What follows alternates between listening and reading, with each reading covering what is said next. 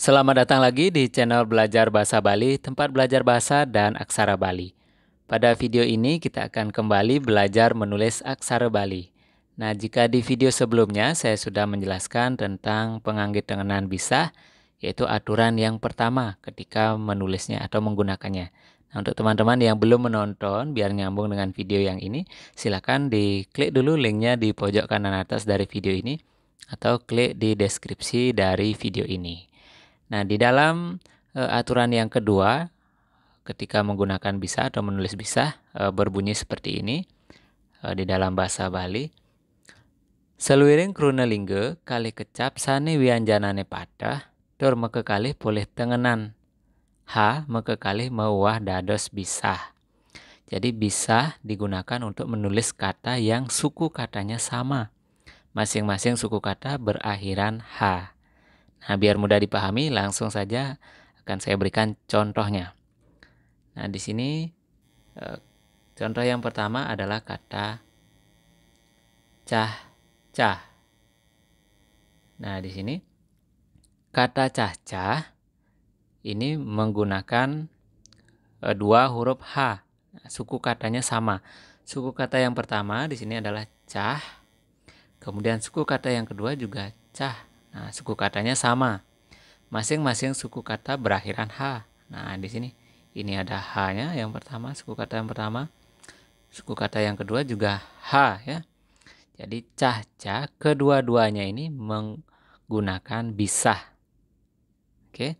Jadi ketika dibuat dalam aksara Bali, yang pertama adalah aksara ca. Nah, H atau yang pertama ini berubah menjadi bisa.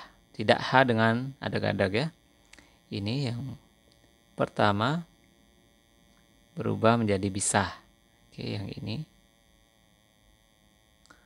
Kemudian yang kedua, suku kata yang kedua berakhiran H juga atau menggunakan bisa juga.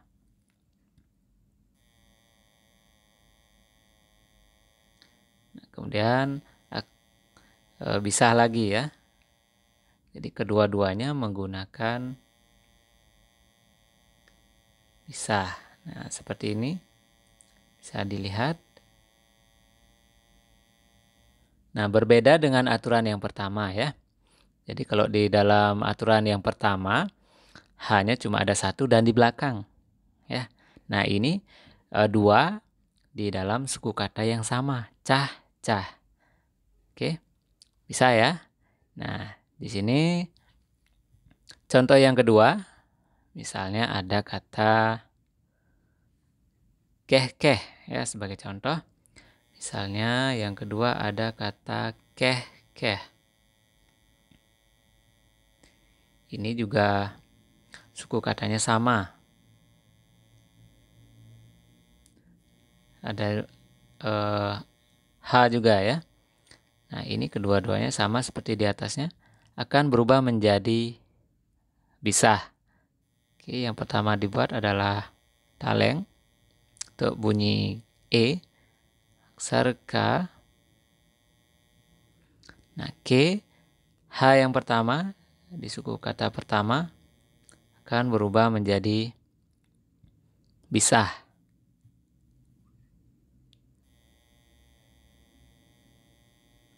Oke, kemudian keh lagi, suku kata yang kedua.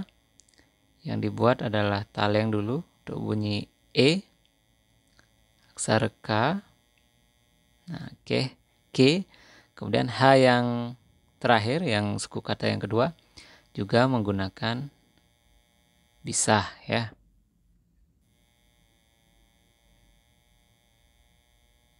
Nah, ini sudah selesai. Nah, ini juga berlaku ketika kata tersebut dirubah menjadi kruna pola ya, atau sudah di anuswarayang ya. Jadi cah-cah ini akan menjadi nyah-cah. Nah, tulisannya tetap keduanya menggunakan bisa. Nah, jadi misalnya kata yang ketiga di sini adalah nyah-cah. Nah, nyah-cah ini kata dasarnya adalah cah-cah. Jadi cah-cah ini akan berubah menjadi rune pola. Nah, C-nya akan berubah menjadi nye. Ya, dari kata cah-cah, kata dasarnya akan berubah menjadi nyah-cah, rune pola. Oke, sudah di anuswarayang. C-nya berubah menjadi nye. Nah, jadi tulisannya tetap menggunakan bisah kedua-duanya ya. Jadi di sini tulisannya adalah seperti ini. Yang pertama dibuat aksara nye. Kemudian H yang pertama di suku kata pertama, kata nyah, berubah menjadi bisah.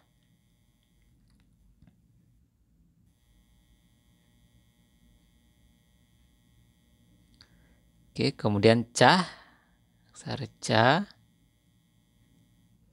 H yang terakhir berubah juga menjadi bisah. Oke, nah ini sudah selesai. Oke, contoh yang keempat. Nah, dari kata keh-keh ini akan dijadikan kruna pola menjadi ngeh-keh.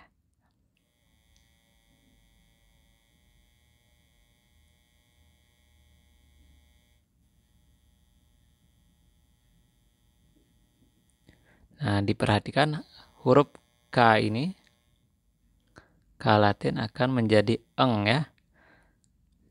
Nah, anuswara itu nye menenge. Dari nye, kemudian M menjadi N menjadi K ya. Nah, nanti akan dibahas di video berikutnya tentang kruna pola tersebut, oke. Nah, sekarang di sini ngeh-keh, keduanya suku katanya juga menggunakan H ya di sini.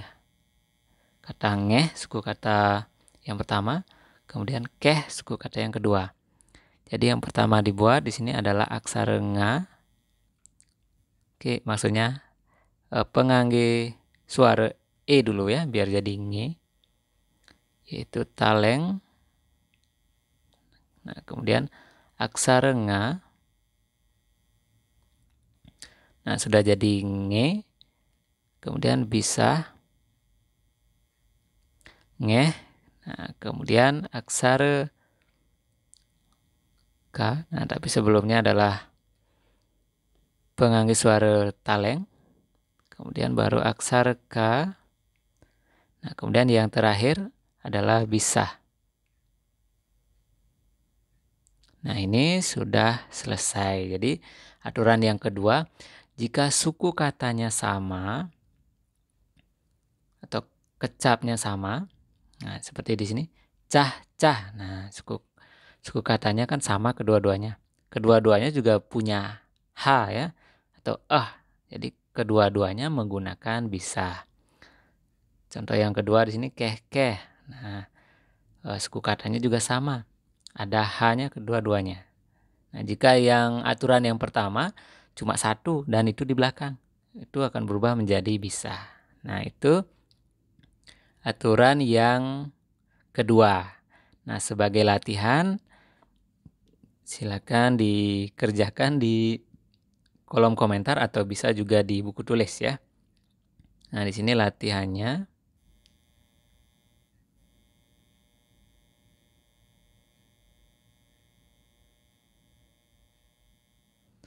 Nah, silakan dirubah ke aksara Bali sesuai aturan bisa yang kedua ini ya. Misalnya ada kata kih-keh ya. Nah, nanti jadinya seperti apa? Kemudian yang kedua adalah ngih-keh.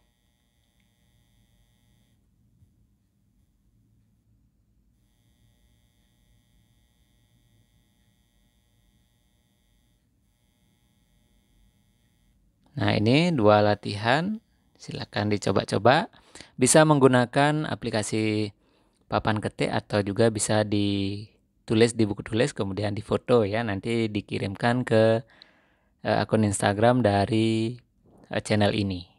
Nah, untuk video kali ini kita sudah belajar tentang aturan yang kedua di dalam menulis pengangge-tenganan bisa.